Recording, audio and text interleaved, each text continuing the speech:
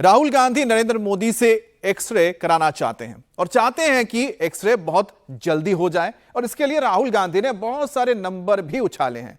वो पहले एक पब्लिक मीटिंग में बोले, फिर एक लंबा सा लेख दिया। 90% ग्रोथ, अपॉर्चुनिटी, बहुजन, पिछड़ा, Dalit, Adivasi, social justice, caste census, progress, reservation, ये बहुत सारे शब्द इस्तेमाल किए। ये सब राहुल गांधी के लेख के कीवर्ड्स हैं। पहली बार राहुल के लेख में मायावती का बहुजन शब्द भी आया। अब नरेंद्र मोदी ने भी एक फैसला कर दिया। बात नंबर की है, टारगेट पर भी नंबर ही है। आज किसका क्या नंबर है? अगर आज चुनाव हो जाए तो किसे क्या नंबर मिलेगा? डिटेल में समझिए इस रिपोर्ट के जरिए। Caste, coalition, constitution, census and को सेंसस यानी जाति, गठबंधन, संविधान, जनगणना और सर्वसम्मति। क्या नरेंद्र मोदी और मोदी की पार्टी इन 5 सी के चक्कर में फंस गई है?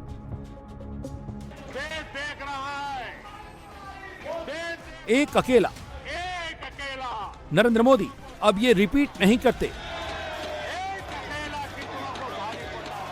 मोदी अब इस तरह सीना नहीं ठोकते।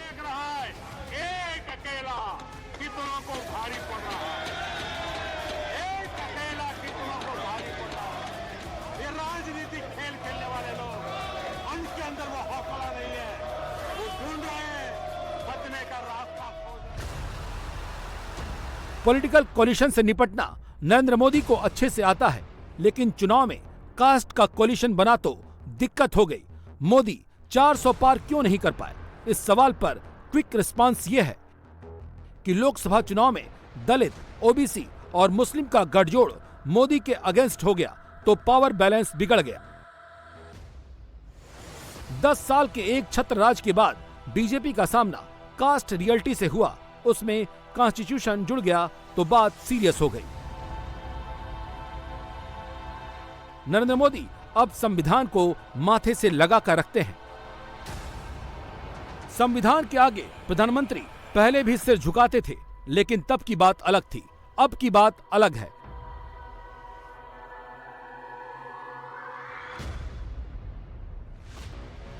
मोदी की पार्टी में से कोई भी नेता अब संविधान बदलने वाली बात नहीं करता। और हमारा लक्ष्य इसको बचाने का है। ये हिंदुस्तान के गरीब लोगों का प्रोटेक्शन है, किसानों का, मजदूरों का ये प्रोटेक्शन है। वो मोदी जी मॉडल चलाने की कोशिश कर रहे हैं, महाराजा वाला, वो शहंशाह वाला मॉडल। हमने मोदी जी को ये करवा दिया। आप अपने आप को नॉन बायोलॉजिकल समझते हो, आप अपने आप को डायरेक्ट भगवान के साथ कनेक्शन समझते हो। Wrong number, wrong number. चुनाव के एकदम बाद ये। वैसे तो कंसेंसस बनाकर पहले भी संविधान में संशोधन हुए हैं। पूरे 106 बार संविधान बदला गया है, लेकिन प्राइम मिनिस्टर नरेंद्र मोदी ने पॉलिटिक्स का सेटअप ऐसा बनाया है कि कॉन्सेंसस बनाते हुए दिखना भी एक तरह का सेटबैक है। वक्फ बिल को जेपीसी में भेजने का फैसला आया तो उसे भी इसे नजरिए से देखा गया। बड़ी बड़ी बातें बीजेपी नहीं, अब कांग्रेस के नेता करते हैं। आप लिख लो, अगर कोई सोचे कि जाति जनगणना को रोका जा सकता है या 50% बैरियर को रोका जा सकता है, मैं आपको बता रहा हूं वो सपने देख रहे हैं। ये होगा ही होगा, इसको रोका नहीं जा सकता है। ना जाति जनगणना रुकेगा, ना सोशो इकोनॉमिक सर्वे रुकेगा, ना इंस्टीट्यूशनल सर्वे रुकेगा, ना 50% का बैरियर रहेगा। ये सारे सारे हो गए, क्योंकि हिंदुस्तान की जनता ने ये मन बना लिया है। ऑर्डर आ गया है, जनता से ऑर्डर आ गया। सर्वे करने वाले कहते हैं कि मोदी का ग्राफ गिर रहा है, राहुल गांधी का ग्राफ चढ़ रहा है। एक अंग्रेजी मैगजीन के सर्वे के मुताबिक प्रधानमंत्री नरेंद्र मोदी और नेता प्रतिपक्ष राहुल गांधी के बीच लोकप्रियता का फासला कम हो गया है। इंडिया टुडे सी वोटर के मुताबिक मोदी को 49% लोग प्रधानमंत्री देखना चाहते हैं, जबकि 22% लोगों की पसंद राहुल गांधी है। दोनों के बीच 27% का अंतर है। 6 महीने पहले ये अंतर 41% था। फरवरी में मोदी की लोकप्रियता 55% पर थी तो राहुल केवल 14% पर थे। CSDS लोकनीति सर्वे के मुताबिक नरेंद्र मोदी और राहुल गांधी की पॉपुलैरिटी रेटिंग का गैप और कम हो गया है। CSDS लोकनीति के मुताबिक नरेंद्र मोदी 41% लोगों की पसंद है तो राहुल गांधी को 27% लोग अगले प्रधानमंत्री के रूप में देखना चाहते हैं। 4 जून को आया नतीजा कोई तुक्का नहीं था, ये भी सर्वे कह रहा है। अगर 2024 वाले लोकसभा चुनाव आज होते तो बीजेपी 244 सीटें ही जीत पाती, यानी 4 जून को आए नतीजे से उसे 4 सीटें ज्यादा मिल सकती थीं, जबकि आज चुनाव होने पर कांग्रेस को 106 सीटें मिलती, जो 4 जून को आए नतीजे से 7 सीटें अधिक होती। किसने सोचा था कि पवार फैमिली इस तरह बारिश में भीगकर प्रोटेस्ट करने आएगी, लेकिन ये हो रहा है।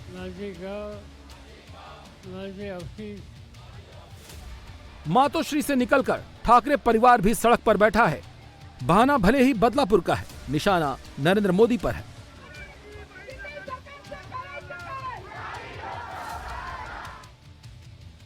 अखिलेश यादव और तेजस्वी यादव से लेकर हुड्डा और सचिन पायलट तक, स्टालिन से लेकर उद्धव ठाकरे तक अपोजिशन को एक नई तरह की एनर्जी मिली है। 2024 ने अपोजिशन को एक बूस्ट अप डोज दे दिया है। ये सारी की सारी संस्थाएं कहां से है? ये इधर से है। आप इसको मिटा दो तो हिंदुस्तान में एक संस्था नहीं बचेगी। कोई इलेक्शन कमीशन नहीं बचेगा, कोई रिजर्वेशन नहीं बचेगा। जो आपने कहा कि कॉन्स्टिट्यूशन से फायदा मिला, वो 5-10 साल में सब खत्म हो जाएगा। तो जाति जनगणना जो है वो इसको मजबूत करने का काम है। ये आप समझिए, कॉन्स्टिट्यूशन की रक्षा हम कर रहे हैं जाति जनगणना के थ्रू। क्यों? क्योंकि इसको 10% ने नहीं बनाया, इसको 100% ने बनाया। इन सब के बीच पाकिस्तान आ गया है। श्रीनगर में राहुल गांधी और फारूक अब्दुल्ला मिले तो बीजेपी को मौका मिल गया। क्या कांग्रेस पाकिस्तान से बात करना चाहती है? क्या कांग्रेस धारा 370 वापस लाना चाहती है? क्या कांग्रेस जम्मू कश्मीर में आरक्षण खत्म करना चाहती है? क्या कांग्रेस आतंकवाद और अलगाववाद बढ़ाना चाहती है? क्या कांग्रेस जम्मू कश्मीर में अलग झंडा फहराना चाहती है? ये सारे सवाल और इस जैसे दूसरे और भी कई सवाल बीजेपी पूछ रही है। कांग्रेस पर पाकिस्तान वाली मिसाइल चलाने का चार्ज खुद होम मिनिस्टर अमित शाह ने लिया। अमित शाह के बाद बीजेपी के सारे नेता उसी लाइन पर बोल रहे हैं। कांग्रेस ने Abdullah and sons family private limited की नेशनल कॉन्फ्रेंस के साथ गठबंधन करके फिर से अपने राष्ट्र विरोधी मंसूबों को देश के सामने रख दिया है। श्री राहुल गांधी से पूछना चाहता हूं कि क्या कांग्रेस नेशनल कॉन्फ्रेंस के जम्मू कश्मीर में फिर से अलग झंडे की घोषणा का समर्थन करती है? क्या राहुल गांधी और कांग्रेस पार्टी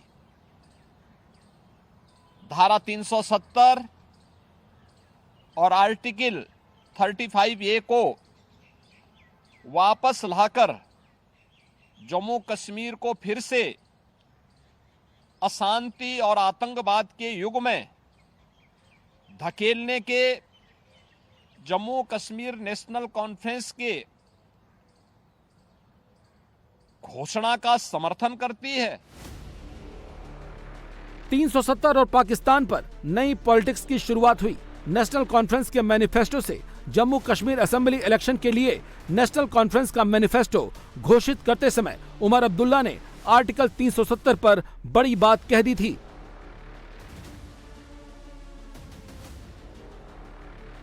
एक नया कश्मीर, जिस नया कश्मीर का एक जो हमें विरासत में बाबा कौम शेर कश्मीर ने हमारे हवाले किया, तब हम पॉलिटिकली इसके लिए लड़ेंगे। सुप्रीम कोर्ट के इस फैसले से पहले क्या सुप्रीम कोर्ट का ऐसा फैसला नहीं आया था जिसमें उन्होंने 370 को अपहोल्ड किया था? क्या हम ये उम्मीद नहीं कर सकते हैं कि कल को ऐसे हालात बनेंगे जबकि सुप्रीम कोर्ट का ये फैसला जो है, आने वाला कोई सुप्रीम कोर्ट उसको चेंज करे? अगर 3 फैसले के बाद भी बीजेपी ने हार नहीं मानी, तो क्या हम एक फैसले के बाद हार मानेंगे? हमने कभी ये नहीं कहा कि रातों रात हम ये कर पाएंगे, लेकिन हम ये लड़ाई छोड़ने के लिए भी तैयार नहीं हैं।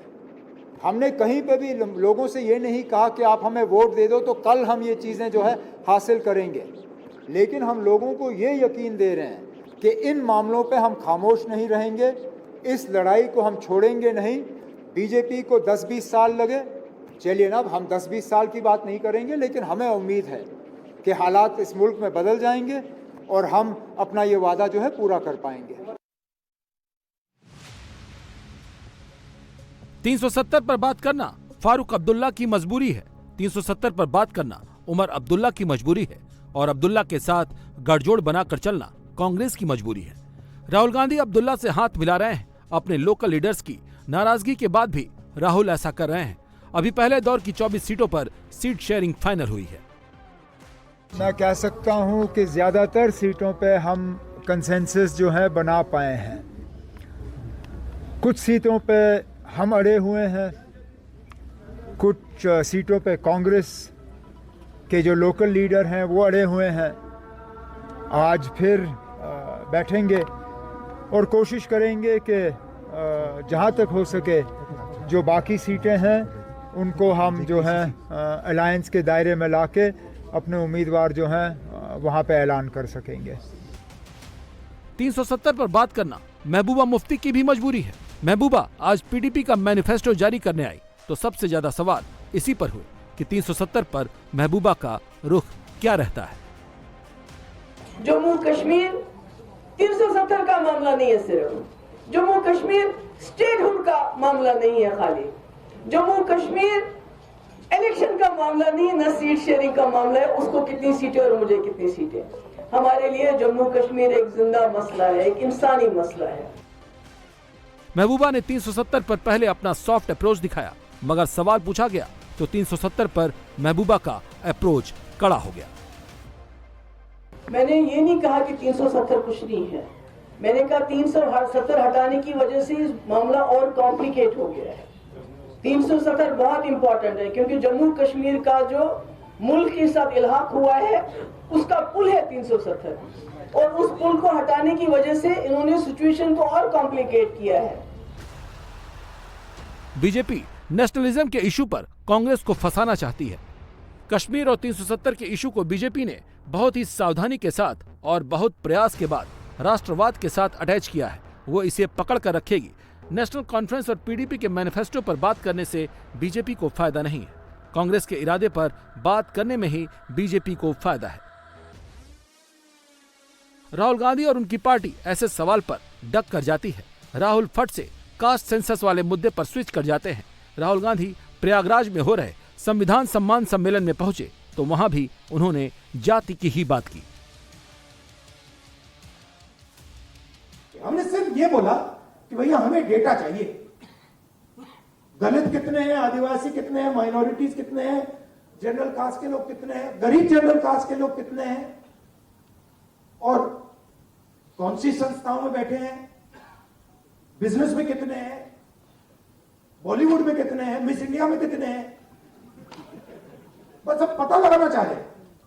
सारे के सारे मीडिया वाले मोदी जी कहते हैं नहीं भैया पता नहीं लगा, देश को बांट रहे हो। भाई 90% की हम बात कर रहे हैं, आप कह रहे हो देश को बांटते हैं, कैसे देश को बांटते हैं? मतलब हम सिर्फ ये कह रहे हैं कि भैया 90% लोगों के पास भागीदारी है, हाँ या ना, चेक करो। कहते नहीं देश को बांट लो। राहुल के मंच पर लगाई गई तस्वीरों पर ध्यान दें। भारत रत्न कर्पूरी ठाकुर, राम मनोहर लोहिया, बाबू जगदेव प्रसाद और चंद्रजीत यादव। इन नेताओं की पहचान पिछड़ा पॉलिटिक्स से रही है। ये पिछड़ों के नेता हैं। राहुल का मोटो अभी वही है, पिछड़ा वोट से ही राहुल का ग्राफ बढ़ सकता है। अखिलेश यादव ने पिछड़ा, दलित और मुस्लिम कोalition को पीडीए का नाम दे दिया। राहुल गांधी ने कोई नाम नहीं दिया है, लेकिन काम वो वही कर रहे हैं। लोकसभा चुनाव के दौरान अखिलेश और राहुल गांधी यूपी में वोटर्स को ये समझाने में बहुत हद तक सफल हो गए कि बीजेपी सवर्णों की पार्टी है और केवल सवर्णों के हित के बारे में सोचती है। नतीजा ये है कि चुनाव के बाद बीजेपी ओबीसी और दलित आउटरीच पर सबसे ज्यादा एनर्जी खपा रही है। जरा सोच कर देखिए, अगर मोदी 400 सीटों के साथ सत्ता में आते तो क्या लैटरल एंट्री पर ब्रेक लगता? यकीनन तब विपक्ष के पास न तो विरोध करने की हिम्मत होती, न मोदी की कोई मजबूरी होती। टॉप ब्यूरोक्रेसी में लैटरल एंट्री कांग्रेस, जनता दल, यहां तक कि 1977-79 वाली जनता पार्टी की सरकार ने भी की थी। नरसिंह राव की अल्पमत वाली सरकार ने मोंटेक सिंह अहलूवालिया को बाहर से लाकर सीधे फाइनेंस सेक्रेटरी बना दिया था। योग्यता को वरीयता देने का वो विशेषाधिकार अब मोदी सरकार कभी इस्तेमाल नहीं कर पाएगी। लैटरल एंट्री का रूट आगे भी खुलेगा, लेकिन उसमें आरक्षण वाली शर्त जुड़ी होगी। 50% आपने कहा कि आधी आबादी ओबीसी है, उसमें आप 15% दलित जोड़ दीजिए, 8% आदिवासी को। माइनॉरिटीज की बात मैंने अभी की भी नहीं। 73 आता है, 73% दलित, आदिवासी, ओबीसी। तो आपने सुना राहुल गांधी का यह नंबर गेम, जो आने वाले चुनाव में बीजेपी के लिए और सरकार के लिए एक बहुत बड़ा गणित, या आप कह सकते हैं कि एक ऐसा शतरंज का खेल होगा जिसमें शह मात देखना होगा किसके खाते में जाता है।